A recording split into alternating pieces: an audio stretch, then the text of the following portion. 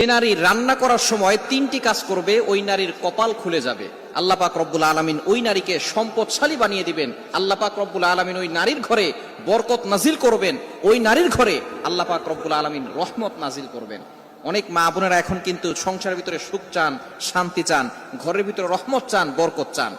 বিশেষ করে যে সমস্ত নারীরা সংসারে বরকত চান তারা কিন্তু অবশ্যই এই তিনটি কাজ করবেন। দেখবেন আপনার ঘরের ভিতরে শান্তি আসবে এবং আপনার রান্না সুস্বাদু হবে এবং আপনার রান্না যারা খাবে তারাই আপনার প্রশংসা করবে। আমরা অনেকেই কিন্তু নিজের প্রশংসা শুনতে চাই এবং অনেকেই আমরা ঘরের ভিতরে বরকত চাই, রহমত চাই। এজন্য আমরা এই তিনটি কাজ করব। নাম্বার 1, 1 নাম্বার হচ্ছে আপনি যখনই রান্নাঘরে প্রবেশ করবেন তখন আপনি সালাম দিবেন। মনে রাখবেন রান্নাঘরে কিন্তু চুলা আছে। এই চুলা, গ্যাসের চুলা বলেন আর যেই চুলাই বলেন, এই চুলা থাকার কারণে যখন আপনি রাতের বেলা সেখানে থাকেন না, এখানে কিন্তু জিন জাতি থাকার সম্ভাবনা আছে। এই জন্য যখনই আপনি রান্নাঘরে ঢুকবেন তখনই সর্বপ্রথম 1 নাম্বার কাজ করবেন, সালাম দিবেন, আসসালামু আলাইকুম ওয়া রাহমাতুল্লাহ।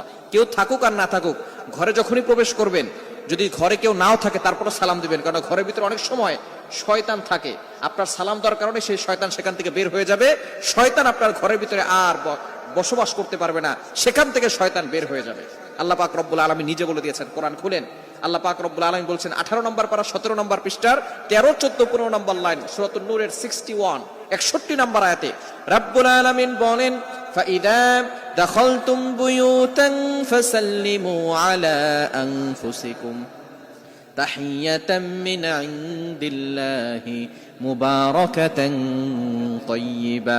যেই ঘরে ঢোকার সময় কোনো ব্যক্তি যদি সালাম দেয়, আল্লাহ পাক রব্বুল আলামিন ওই ঘরের ভিতরে বরকত নাজিল করেন। আল্লাহ পাক রব্বুল আলামিন পবিত্র রিজিক সেখানে দান করেন। এজন্য 1 নম্বরে নারীরা, মা বোনরা যারা রান্নাঘরে যাবেন সর্বপ্রথম সালাম দেওয়ার দরকার আছে না নাই? মা বোনদেরকে এটা শিখিয়ে দিবেন।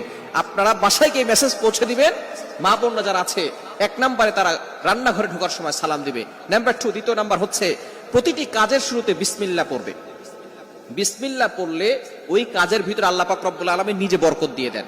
বিসমিল্লাহ পড়লে কোনো রান্না করলে ওই রান্নার ভিতরে আল্লাহ তাআলা স্বাদ বাড়িয়ে দেন, ওই রান্নার ভিতরে আল্লাহ তাআলা রহমত দেন, ওই রান্নার ভিতরে আল্লাহ তাআলা বরকত দান করেন।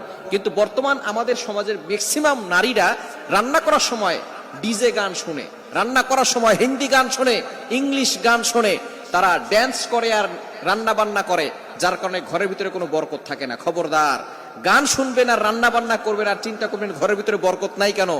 আপনি যদি বরকত পেতে চান, প্রত্যেকটা কাজের শুরুতে আপনি বিসমিল্লাহ পড়বেন। আপনি চাউল নিচ্ছেন, পড়েন বিসমিল্লাহির রহমানির রহিম।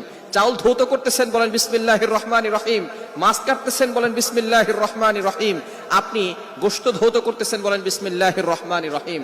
আপনি যেই কাজটাই করবেন আপনি বিসমিল্লাহ পড়বেন, দেখবেন যেই কাজে বিসমিল্লাহ বলা হয় ওই কাজে বরকত বেশি হয়। এজন্য 2 নাম্বার নারীরা যে কাজটা করবে সেটা হচ্ছে বিসমিল্লাহির রহমানির রহিম।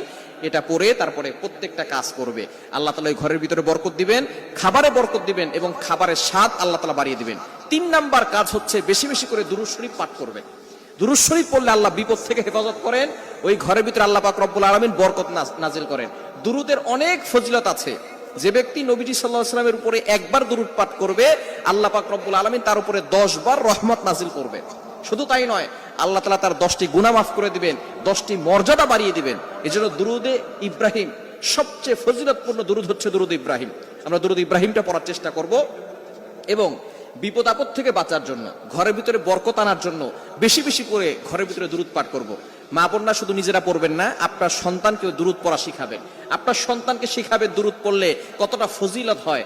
যে ব্যক্তি নবী সাল্লাল্লাহু আলাইহি ওয়াসাল্লামের উপর দুরূদ পড়বে তার প্রতি অনেক ফজিলত রয়েছে এবং আল্লাহ পাক রব্বুল আলামিন প্রটেক্ট ফ্রম অল অ্যাক্সিডেন্ট, সকল দুর্ঘটনা, অ্যাক্সিডেন্ট থেকে আল্লাহ পাক রব্বুল আলামিন তাকে হেফাজত করবেন।